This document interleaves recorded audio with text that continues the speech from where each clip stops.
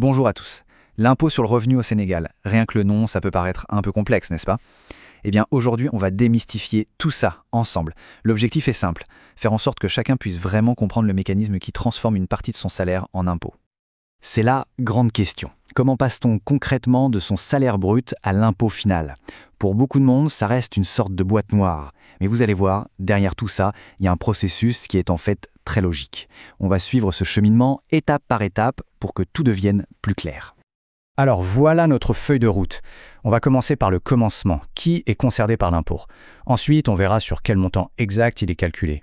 Puis, on plongera au cœur du calcul, avec le fameux barème progressif.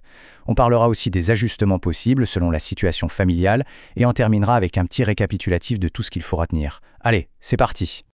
Bon, première question, la plus fondamentale. Avant même de penser à calculer quoi que ce soit, qui doit payer l'impôt sur le revenu au Sénégal? Est-ce que ça concerne tout le monde? En principe, c'est assez simple. Toute personne qui touche un revenu au Sénégal est imposable. Mais, et c'est un mais très important, la loi a prévu une exception majeure pour protéger les revenus les plus modestes. Voilà le chiffre à retenir. 630 000 francs CFA. C'est le seuil annuel. Si le revenu net imposable d'une personne sur toute une année ne dépasse pas ce montant, alors elle est totalement exonérée d'impôt. C'est inscrit noir sur blanc dans l'article 52 du Code général des impôts. Et ce n'est pas tout. En plus de ce seuil de revenu, il y a d'autres types de revenus qui ne sont tout simplement pas pris en compte dans le calcul.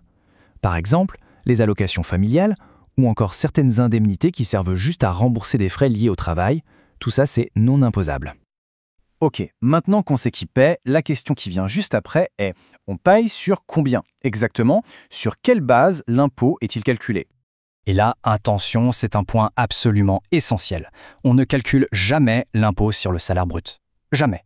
La base du calcul, c'est le revenu net imposable. Pour l'obtenir, on part du revenu brut, on retire les cotisations sociales obligatoires, et puis, spécifiquement pour les salaires, la loi applique un abattement forfaitaire de 30% pour frais professionnels.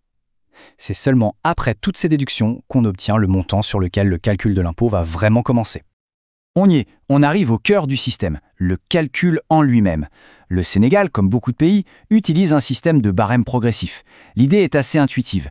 Plus on gagne, plus le taux d'imposition sur les tranches de revenus les plus élevées augmente. C'est une question de contribution équitable. Regardons ce tableau. Il est fondamental. Le revenu n'est pas taxé à un taux unique. Il est découpé en tranches. La première partie, jusqu'à 630 000 FCFA, n'est pas du tout imposée. Taux zéro. Ensuite, la part du revenu qui se trouve dans la deuxième tranche est imposée à 20%, celle qui est dans la troisième à 30%, et ainsi de suite. Alors, concrètement, comment ça marche? C'est un calcul en 3 temps. D'abord, on prend le revenu net imposable et on le découpe en morceaux pour voir quelle part tombe dans chaque tranche du barème. Deuxième étape, on applique le bon taux à chaque petit morceau. Et enfin, on additionne tous ces résultats pour obtenir ce qu'on appelle l'impôt brut. On pourrait croire que c'est fini, mais pas tout à fait. Cet impôt brut qu'on vient de calculer, ce n'est pas forcément le montant final. La loi prend aussi en compte la situation personnelle et familiale de chaque contribuable. Et la réponse est oui. Absolument.